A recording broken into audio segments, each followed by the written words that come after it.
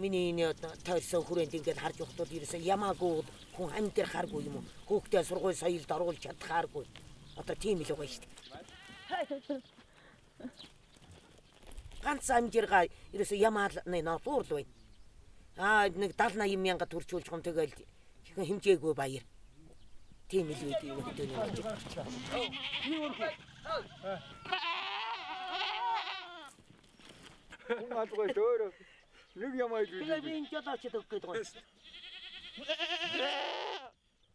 Энд чинь хөөхөд манайх чинь өмнө нь тэр захир гаталтын үед бол 50 ямаа шиглүүлээрээ 70 ямаа шиглүүлээрээ гэж цаанаасаа тоотоо туугаж ирдэг тэгж өгдөг байсан төрөлжүүлж. Тэгээ одоо тийм байхгүй тэгэл өөрснөө мэдээл үржүүлэхээ чинь охин малаа заацлахгүй өсгөөл. Бага айл бүгд л ямаа. Ирнэ сүргээ гол 70-80% гэж ерөөсөн ямаа. Тийм л болчихсон. Тэгээд тэр нэг би энэ байгалаа сөргөнөлөө үзүүлээд байд юм уу гэж боддгийг. Манайхыг эхлээд энд ирэхэд бол энэ одоо ийм илс байдгүй байсан шүү дээ. Энд чинь хавар 5 сар гараад ингээ ээлжих юм стаа нэг бужитлж ихэр үс нахиалал. Тэгэл хар ногоон торох дэвссэн юм шиг л болдог байсан. Одоо болгүй хавар 5 сар гарч ирээсөө цагаан манха илсэл болдог болсон. Тэгэхээр чи ямар нэг юм тэгээ орчин ороо бүр бицүүдээд байгаа юм чи. Байгалаа эрсдэл бол ерөөсөө мундаг гам шиг л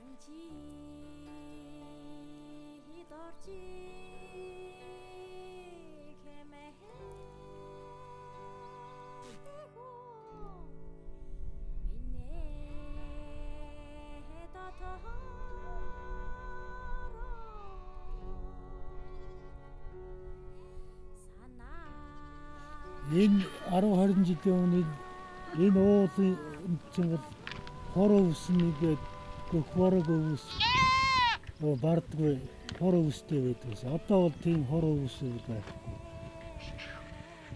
Манай энэ чинь бол бороо жилд нэг 2 удаа л орох юм шиг. Хуучин чинь бол 4-5 удаа ордог гэсэн дээр үе чинь. Ган болоод биш дээ энэ. Малын тоон олдоо тэгээд байгаль цагуурч одоо ер нь сэрхээ байчлаа л да. Ус болог шанд бол маш ихээр ширгэсэн.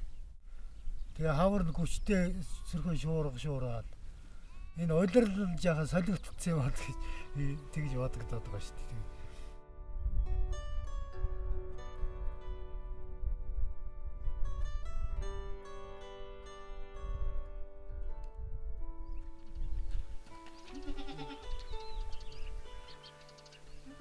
Ноодор ер нь гайгүй өндөр үнэтэй 70 мянгатай байгаад байсан. Одоо нэг 45 мянгатай байна гэж юм. Энээс доош явах хэрэгтэй. Энэ ноодорын орлогод юу вэ? Маш тогтворгүй. Жилийн орлого маань их л хомигдох хэрэгтэй байна. Тэгээд зарим юм 300 янз янз байдаг. Тэгээд дунд чирэн 400 та гардаг. Ямар нэг ноодор. Зарим хүмүүс одоо өрхийн орлого нь одоо малаас ордог орлого нь хөрөхгүй бол одоо малынхаа тагд эсгий гэж боддог. Өсгий сэргээчээ тэгээ тавьчихна да. Ноодурлаг доктортой бол за манай өрхийн орлого одоо докторжирна гэсэн нэг тийм тооцоотой усууд бол малаа яг тэр хэмжээнд л барих байх гэж боддог шүү дээ. Малынхаа тоо өсөхгүй бол бас тэгээ тодорхой хэмжээнд барьчих юм бол энэ газар гарах нь арай илүү байх бах. Энэ байгаль дэлхийд талхлагцах нь арай бага бахал гэж боддог.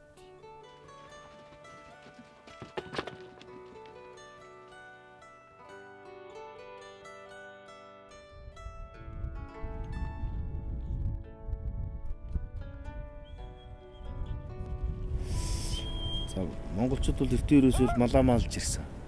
Тийм ээ. Идэж унлаг эдлгээндээ сургаж ирсэн. За мал маллахаа бол шинээр залахгүй мэт. Одоо мал малхад хамгийн хэцүү нь одоо цөлжилт, бичээр ургамлын цөлжилт, бичээр хомсдол, усгүй л одоо ингээл идрээс шалтгаалаад бичээрээс нь шалтгаалаад мал малх хэцүү нь одоо тэн дээр л усраад байна да. Гэхдээ усцыг бол ер нь хоор штэ одоо. Худагч нэг хойшоогоо жоохон уснаас нь хоол болохоор болгодог юм даа юм штэ. Манай бол уснаа энэ голдоо орох ингээл уснаа орж ирнэ. Машин одоо зах зээл орсноос хойш л тэгэл ноолоор үнд орж гисэн. Тэгэл ямаа сонирхолсон шүү дээ марчд байна. Урд өмнө ч бол малын бүтэцгэлгээрээ тэдэн байна, тэдэн юм авах хэрэгтэй мостой гэдэг нэг тийм байдаг гэсэн юм л шүү дээ. Тэгэл чинь бас нэг өвдөм маань бас нэг бас малын бүтэцгэлэг чинь бас нэгдүгээр нь газар бичээр орнот хамгаалах бас тийм арга бас яваад байсан байхгүй тэр чинь. Тэгээ одоо шинэ сүүлийн үеч чинь залуу мочод голдуу болцсон.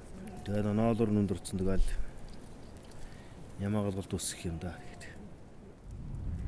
За хамгийн гол тэгэл чанаржуулах, малаа чанаржуулах л байна да. Цөөн малнаас одоо өндөр ашиг шим авах.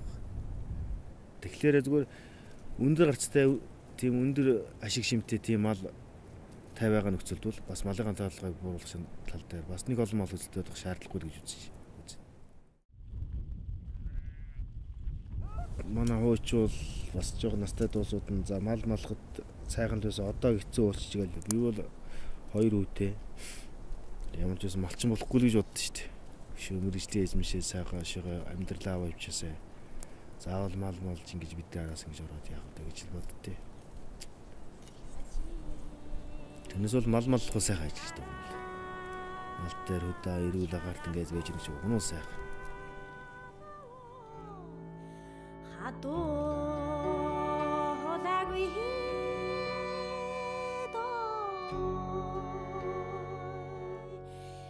Chi